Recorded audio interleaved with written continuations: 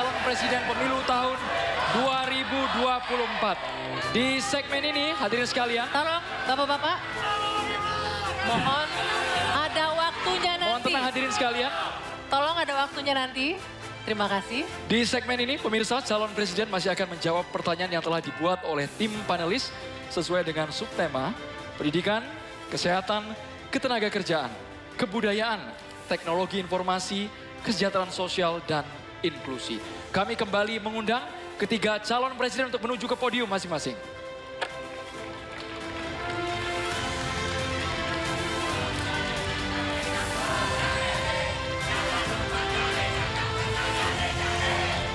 Dan pada segmen ini pertanyaan akan dimulai dari calon presiden nomor urut 1, Bapak Anies Rashid Baswedan. Kami kemudian akan mengundang Bapak Ono Widodo Purbo PhD mengambil dan memperlihatkan subtema yang dipilih.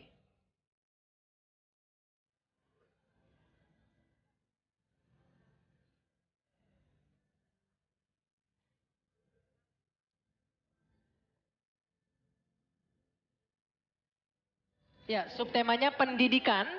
Untuk selanjutnya, baik, pendidikan akan kami undang selanjutnya Ibu Reni Kusumawardani, MC Psikolog, untuk mengambil daftar pertanyaan dari Fishbowl.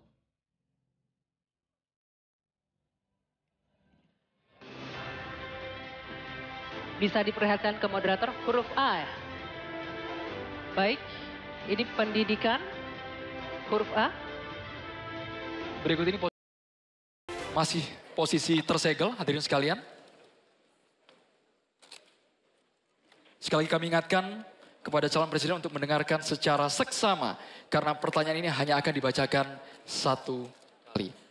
Pertanyaan untuk calon presiden nomor urut 1, Bapak Anies Rashid Baswedan, dengan subtema pendidikan. Tanggung jawab guru dan dosen makin berat, namun kontribusinya kurang dihargai. Meskipun anggaran pendidikan mencapai 20% APBN, kualitas pendidikan terhambat oleh kecilnya gaji, minimnya fasilitas, dan beban administrasi yang berlebihan. Pertanyaannya, bagaimana komitmen dan apa program yang akan dilakukan paslon untuk meningkatkan kesejahteraan serta kompetensi guru dan dosen? Waktu Bapak 2 menit dimulai saat Bapak berbicara. Terima kasih. Ketika kita berbicara tentang mencerdaskan kehidupan bangsa, maka pendidik menjadi kuncinya. Kita ingin pendidik bisa mendidik anak-anak kita. Karena itu kita harus bertanggung jawab dengan penuh atas kesejahteraan pendidiknya, agar dia bisa konsentrasi mendidik anak-anak kita. Prinsip itu harus dipegang oleh seluruh penanggung jawab kebijakan di seluruh Indonesia. Kalau kita punya pegangan itu, maka terjemahannya mudah. Terjemahannya adalah pertanyaan, apakah tenaga pendidikan, pendidik di tempat Anda bertanggung jawab sudah mendapatkan penghasilan yang adil, penghasilan yang setara. Jadi masalah-masalah yang kita miliki sekarang, misalnya ada puluhan ribu guru honorer belum diangkat jadi guru P3K. Ada 1,6 juta guru belum tersertifikasi. Lalu beban administrasi. Itu semua bisa diselesaikan dengan prinsip tadi. Bahwa kita harus bertanggung jawab atas kesejahteraan pendidiknya. Jadi program yang menurut saya harus dikerjakan, kita akan rencana kerjakan adalah percepatan sertifikasi guru. Pengangkatan 700.000 guru honorer menjadi guru P3K.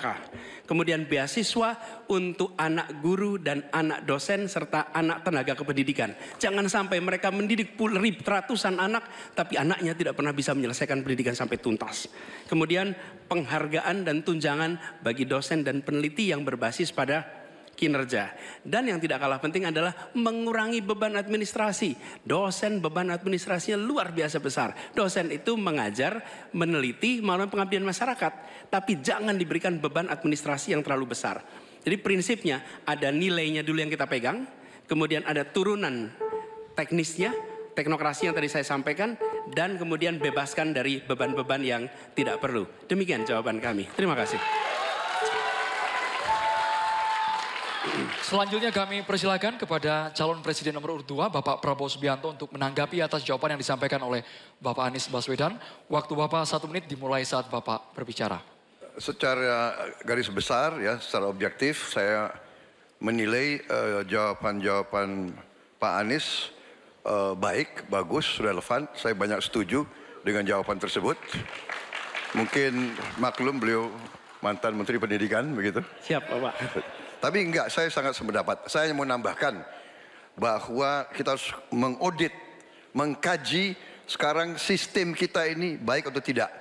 Karena banyak sekali kebocoran-kebocoran dalam alokasi dana yang diturunkan sampai ke tingkat kabupaten dan sebagainya. Ini menyangkut memang masalah mental dan budaya banyak pejabat-pejabat kita. Jadi kita harus koreksi diri, kita harus audit.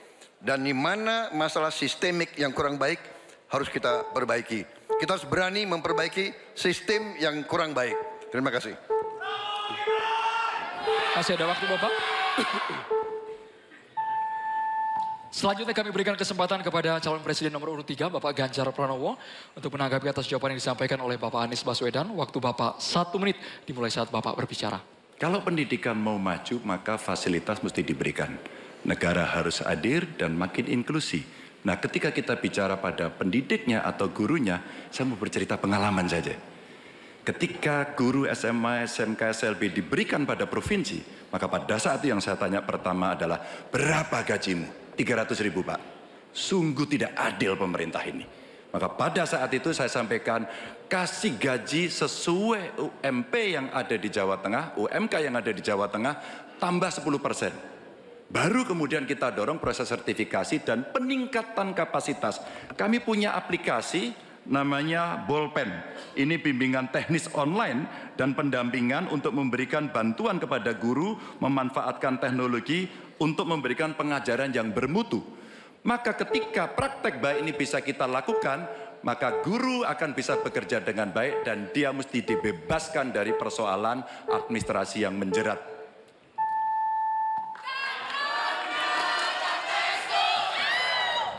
Selanjutnya, calon presiden nomor urut 1, Bapak Anies Baswedan, untuk merespon tanggapan dari calon presiden nomor urut 2 dan juga calon presiden nomor urut 3. Waktu Bapak 1 menit dimulai saat Bapak berbicara. Ya, terima kasih Pak Prabowo, terima kasih Pak Ganjar atas kesepemahaman ya terkait persoalan ini. Dan memang kita harus melihat pengeluaran di bidang pendidikan jangan dipandang sebagai cost, sebagai biaya. Tapi pandanglah sebagai investasi. Karena itu negara jangan pelit kalau bicara tentang investasi di bidang pendidikan. Dan jangan pelit kalau sama guru. Jangan pernah kita memberikan yang seminim mungkin untuk guru. Berikan yang adil sehingga mereka bisa konsentrasi. Dan kami cerita sedikit yang kita kerjakan di Jakarta. PAUD, guru-guru PAUD mendapatkan hibah di Jakarta. Kemudian guru-guru agama kita berikan bantuan. Semua guru dan dosen di Jakarta bebas PBB rumahnya. Sebagai apa? Sebagai penghargaan dari negara untuk mereka. Jadi kita berikan dukungan kepada guru dalam artian status, dosen juga begitu. Kemudian penghasilannya dan kehormatannya. Pandang ini sebagai investasi untuk Indonesia menjadi negeri yang tercerdaskan. Terima kasih. Baik hadirin dan juga pemirsa, kita beralih ke calon presiden nomor urut 2, Bapak Prabowo Subianto. Kami mohon kepada panelis untuk mengambil undian subtema di dalam fishbowl. Kami persilakan kepada Bapak Timbul Siregar untuk bisa menuju ke wadah yang telah tersedia. Sambil diperlihatkan Bapak kepada masing-masing calon presiden dan juga ke kami moderator. Kesejahteraan sosial dan inklusi. Selanjutnya kami mengundang Profesor Asep Saifuddin Jahar, MA, PhD, untuk bisa mengambil undian daftar. Apakah huruf A, B, atau C? Sambil diperlihatkan ke kamera, huruf C. Dengan subtema kesejahteraan sosial dan inklusi. Ya, ini soalnya kesejahteraan sosial dan inklusi masih tersegel, Pak. Kita akan segera buka. Pertanyaan hanya akan dibacakan 1 kali. Mohon disimak dengan baik. Negara beradab adalah negara yang memenuhi hak kelompok rentan, termasuk penyandang disabilitas. Pasal 5 Undang-Undang Penyandang Disabilitas diantaranya mengatur tentang pemberian konsesi dan penyediaan data belum terpenuhi. Pertanyaannya, apa komitmen paslon dalam pemberian konsesi dan penyediaan data penyandang disabilitas? Silakan dijawab, waktunya 2 menit, dimulai dari Anda berbicara. Baik, masalah ini adalah sangat penting dan saya sendiri sudah sejak awal berjuang di bidang politik sebagai ketua umum Gerindra. Kami yang mensponsori undang-undang disabilitas. Kami termasuk yang mendorong itu lolos di DPR. Jadi kami juga berkomitmen bahwa kita harus memberi pendidikan khusus untuk mereka, membantu. Saya juga sering mengirim tim-tim olahraga untuk olimpiade disabilitas, sepak bola disabilitas dan sebagainya. Tapi intinya adalah benar bahwa kita harus lebih berpihak kepada mereka dan kita berkomitmen untuk juga nanti merekrut mereka ini di dalam pekerjaan-pekerjaan yang bisa mereka lakukan di pemerintahan dan juga di komunitas pertahanan. Ada bidang-bidang yang mereka dapat melaksanakan. Ya, sekarang kita juga bekerja sama dengan pihak-pihak luar untuk cari teknologi untuk membantu kaum disabilitas. Antara lain untuk membantu mereka yang penglihatannya berkurang cukup banyak, yang penglihatannya sulit, dan ini sekarang ada teknologi baru yang bisa membantu mereka bisa hidup mandiri dan bisa bekerja hampir mendekati orang-orang normal. Jadi saya kira bahwa masalah disabilitas ini memang perlu ada suatu keberpihakan dari pemerintah. Terima kasih. Masih ada waktunya, Pak Prabowo? Cukup? Cukup. Baik, selanjutnya saya akan kasih kesempatan untuk Capres nomor urut 3 menanggapi. Waktunya 1 menit, dimulai dari Bapak berbicara. Ini pertanyaannya soal data kan ya. Data dan komitmen kita terhadap data disabilitas. Yang pertama, negara harus hadir, tidak boleh alpa. Yang kedua, kita mesti menyiapkan data dengan baik. Kenapa kami pakai KTP Sakti? Satu KTP saja kita bisa profiling semuanya, termasuk disabilitas. Maka kalaulah satu data Indonesia lalu kita cropping satu saja terkait dengan disabilitas, maka perlakuan kita bisa kita berikan apapun untuk mereka. Termasuk, saya mau cerita pengalaman saja. Ketika merancang pembangunan, hadirkan mereka, kasih ruang pertama untuk mereka berpendapat. Maka pada saat itu, semua akan mendengarkan apa kebutuhan mereka. Itulah yang nantinya akan keluar menjadi kebijakan publik, apa yang mesti disampaikan kepada mereka, sehingga no one left behind ini diberikan, dan mereka akan mendapatkan apa yang dia inginkan. Gitu. Ya. Selanjutnya saya akan memberikan kesempatan untuk Capres nomor urut 1, Pak Anies, menanggapi jawaban dari Pak Prabowo. Waktunya 1 menit, dimulai dari Anda berbicara. Ya, apa yang disampaikan Pak Prabowo tadi baik, izinkan kami meneruskan Pak Prabowo. Data ini diperlukan komprehensif. Kita harus tahu berapa, di mana penyandang disabilitas, dan disabilitasnya apa. Dan kita harus melihat bahwa membantu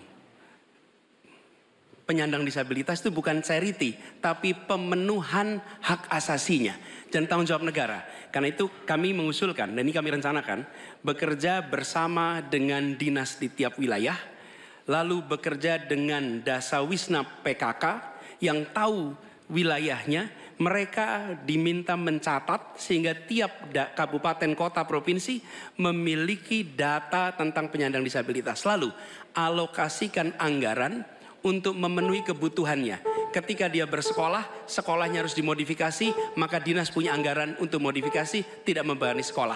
Jadi siapkan datanya, siapkan anggarannya. Terima kasih. Ya, selanjutnya kami persilakan Pak Prabowo untuk merespon tanggapan dari 2 capres ini. Waktunya 1 menit, Pak, silakan. Ya, sekali lagi kedua masukannya juga sangat relevan. Ya, saya juga sependapat.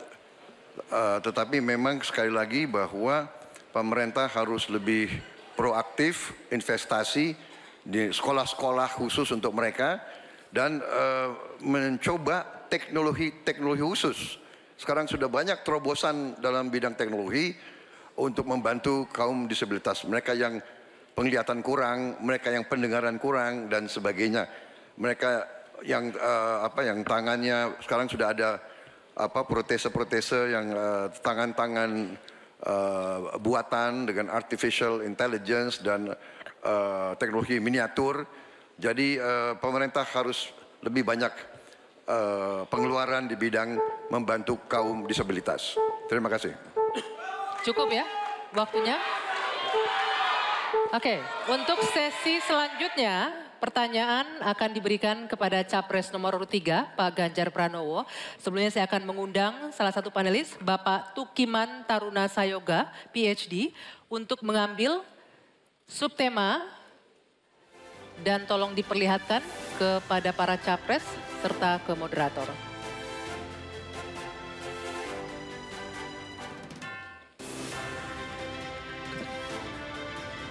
Ya, subtemanya ketenaga kerjaan. Ketenaga kerjaan, dan selanjutnya saya mengundang Prof. Vina Andriani, PhD, untuk mengambil undian daftar pertanyaan dari Fishbowl. Silakan ditunjukkan huruf B. Silakan Andro.